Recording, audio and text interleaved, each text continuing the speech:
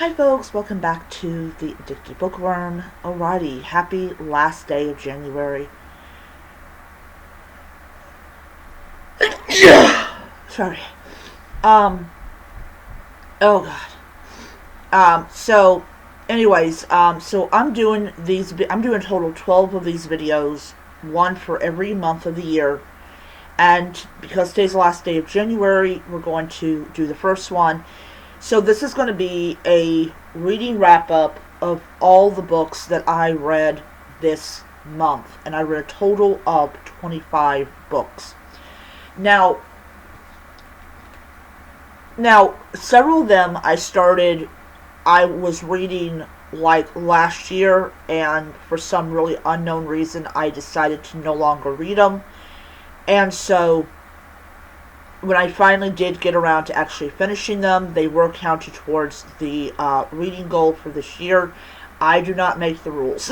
Do not make the rules. Alright. So I actually have Goodreads on my phone. So let me go over here. Alright.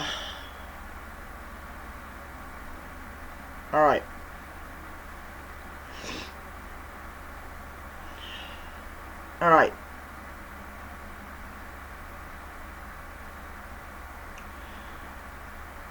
So what's great about this is I can look at it and everything. Alright, so I'm going to go all the way down to the very bottom.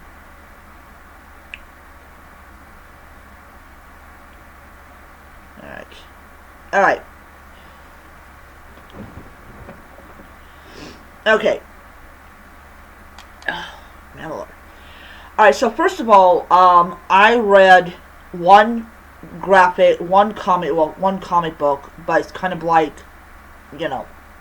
Anyways, it was Full Moon Part 1 by Jim Butcher, and this is a comic book. Basically, they take the book and they condense it into a comic book. It was actually produced by what's the name of that comic book company? Oh, I forgot. Man, I forgot the name of it. I know what it is and I can't get it out. So I gave that book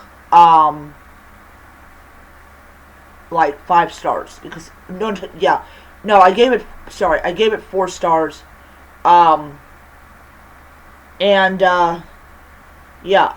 stars. The story's the same, but the artwork was definitely not my cup of tea. Alright.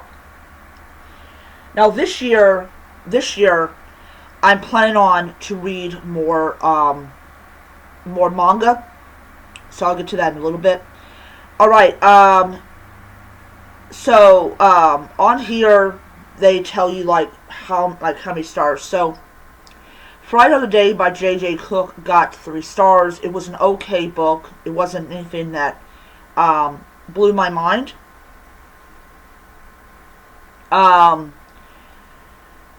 Like I said, just it was so-so. That was 304 pages. Then my first 5-star read was Kiss the Girls by James Patterson. With 481 pages, I gave it 5 stars. I am a little over halfway done with Jack and Jill by James Patterson. And that will definitely be included.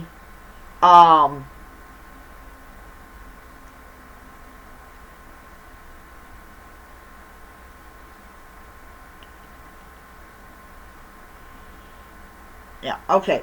So that's my first 5-star read, Kiss the Girls. That had to be one of the most demented books I had read, but I also understand that it also has a lot to do with the fact that James Patterson was writing about 2 serial killers who were doing unspeakable things to women.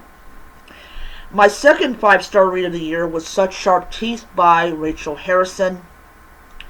I also gave a 5-star read, 5 stars to Cackle by the same author. Such Sharp Teeth deals with werewolves, and Cackle deals with witches. They were both good.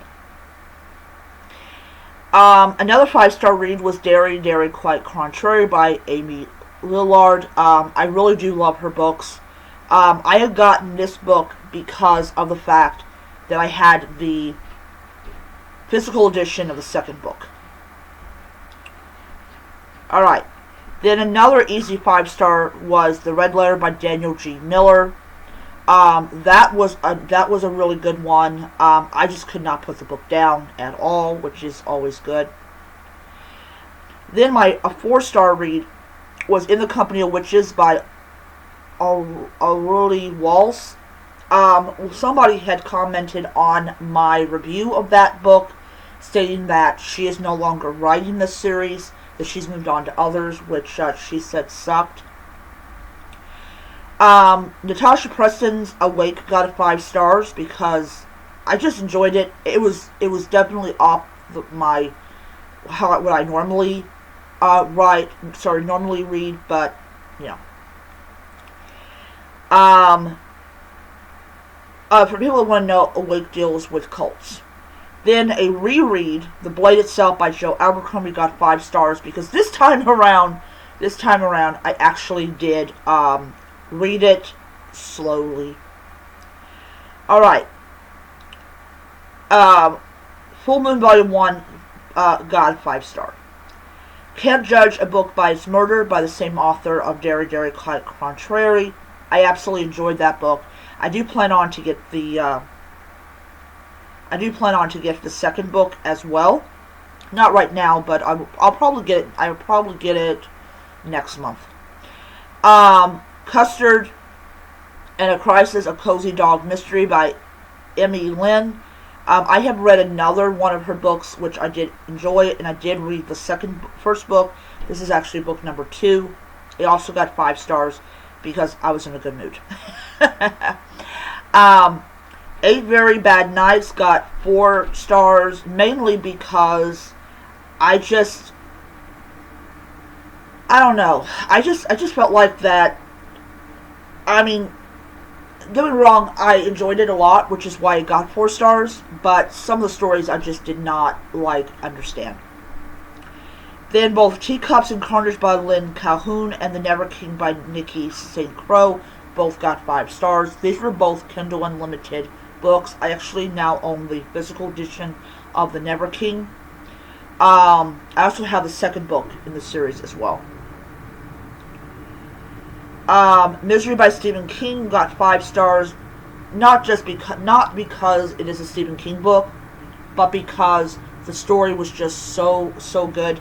This was actually published during a time when Stephen King was trying to recover from drugs and alcohol. And I'll tell you something, that book will go, what? Hanukkah Guilt by Eileen Schneider. This was a book that I read on my Kobo along with Misery and Full Moon Volume 2. Rusty Mary by Charlotte McLeod got a 1 star. That was one of the worst books I had read so far. And then the next 6 was Does It Count If You Lose Your Virginity to an Android? The first volume got stare for me.